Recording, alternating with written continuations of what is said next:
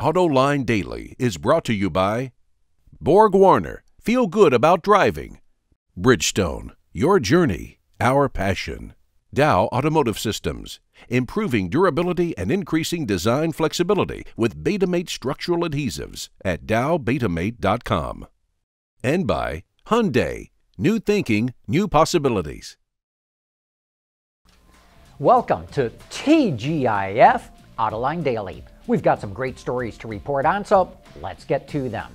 In an announcement that sent shockwaves through automotive media outlets, the parent company of Automobile magazine announced it was firing its editor-in-chief and axing part of the editorial staff. Gene Jennings, the editor, had been with the magazine since its inception in 1986. The parent company, Source Interlink Media, is renaming itself as 10, the Enthusiast Network, and they want to transition themselves into, and I quote, a web-led, socially amplified media model.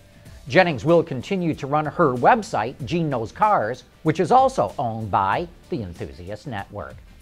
You know, a rule of thumb in the automotive industry is to design an all-new platform and leave it in the market for up to 8 years to recoup all the cost of the tooling and hopefully make some money in the last couple of years. And automakers typically freshen up that design after 4 years with minor changes that don't cost too much money. But Bloomberg is reporting that Volkswagen wants to chop its platform life down to 5 years, with a refresh coming in only 3 years. Car buyers love to have the latest look and technology, and that's what this is all about. And VW's not the only one. On last night's Autoline After Hours, Monty Kerr, the chief engineer in North America for the Toyota Camry, told us about a major redesign, not a refresh, that they just did on the Camry only 3 years after it was introduced. By the way, you can watch that interview right now on our website. Chinese automaker Great Wall was once openly admired by some Western car companies, and we here at Autoline even thought it might be the first Chinese automaker to crack the US market. But now the company is running into problems.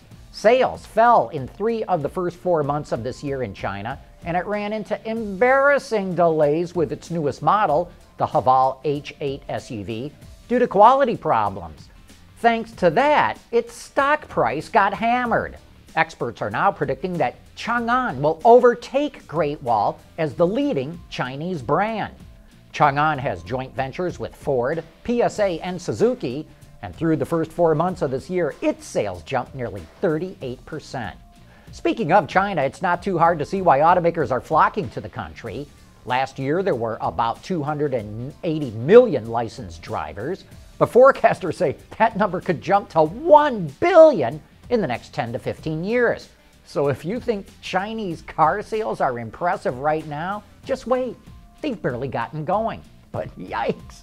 Just imagine what the traffic jams will be like. In what could be another step towards the autonomous car, Ford will offer an adaptive steering system next year.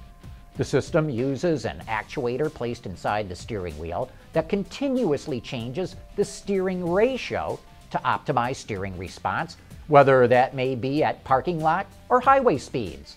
A vehicle's steering ratio is typically fixed and not adjustable. We believe this could be a step towards what they call traffic jam assist, a semi-autonomous system where you set the cruise control and the car automatically does all the accelerating, braking, and even the steering. Hyundai's Genesis Coupe is currently available with either a 2-liter turbocharged 4 or a 3.8-liter V6. But now it's going to discontinue the Turbo 4, starting with the 2015 model year. Hyundai claims this will allow it to reposition the Genesis Coupe towards a more premium buyer. Coming up next, if you look at the sidewall of the tires on your car, you'll see a lot of numbers. But do you know what they all mean? More on that right after this. Proven on the track and on roads around the world, Borg Warner turbochargers improve fuel economy and reduce emissions without sacrificing performance. Borg Warner, official turbocharger supplier to the Izod Indy Car Series. Did you know that your tires are trying to tell you a story? But for some people, it seems like that story is written in some kind of unknown language. Autoline Garage is brought to you by Bridgestone, your journey, our passion. For some people, what's written on the side of a tire might as well be written in hieroglyphics. If that's the case, let me be your Rosetta Stone. Let's take a look at what I think should be important to you. We'll start off with the tire size. In the case of this one here, it's a P235 55 R16. Confused already? Well, let's break that down. The P stands for passenger tire. You might also notice an LT there, which stands for light truck, or if there's no marking, it's a European metric tire.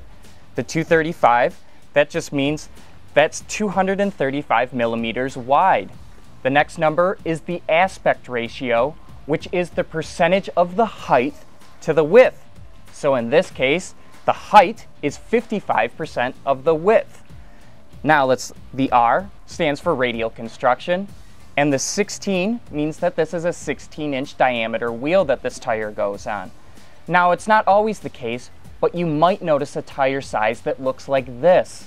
So in this case, the 35 is the diameter of the tire, the 1250 is the width of the tire in inches without the decimal point placed between the 2 and the 5. The R again stands for radial construction, the 17 is the wheel diameter, and the E is the load range. Load range is the carrying capacity of a tire in terms of its construction, and it will also affect maximum inflation pressure. On a passenger tire, it'll have the notation SL, which stands for standard load, or XL for extra load. On a light truck tire, it will go from the standard 4-ply, which has no letter marking, all the way up to E, which is a 10-ply tire. So even though a tire may be the same size, a higher load range identifies a stronger internal construction. And it's very important to match a load range when replacing a tire because it can drastically affect handling and even tire life. Next to the tire size, you'll notice the load index and speed rating. The load index is the maximum amount of weight a tire can safely carry and will range from 0 to 279. Now that 279 does not mean the maximum amount of weight a tire can carry is 279 pounds. Most passenger tires will range from 75 to 105, which translates to about 850 to 2,000 pounds. The speed rating is the maximum amount of speed a tire is rated to travel at, and the system follows the alphabet from B to Z, and the further you go along, the higher the speed. Again, it's very important to match these ratings for handling and tire life. Now let's take a look at what I like to call the 3 T's, which are tread wear, traction, and temperature.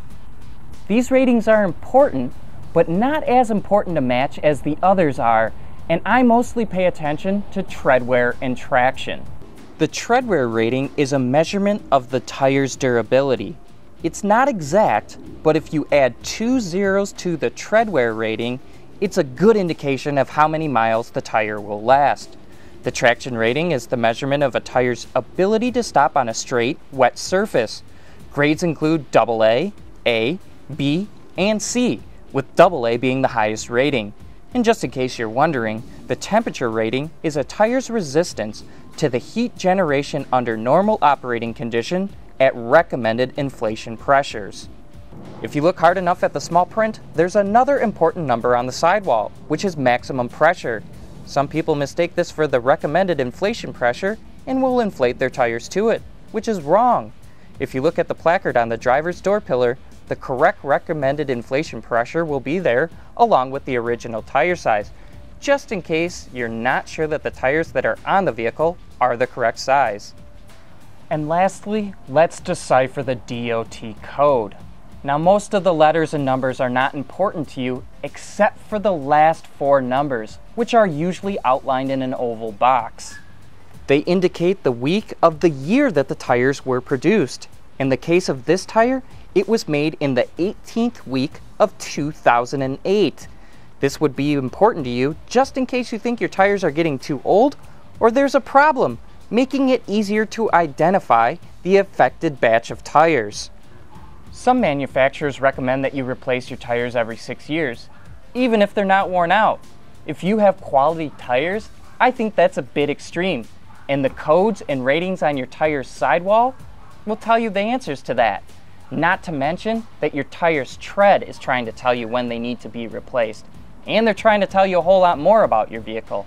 But I'll have to get to that in the next episode. For this Autoline Garage, I'm Sean McElroy. Thanks for that report, Sean. And that wraps up this week's worth of reports. Thanks for your interest in Autoline Daily. And of course, we'll be right back here again on Monday.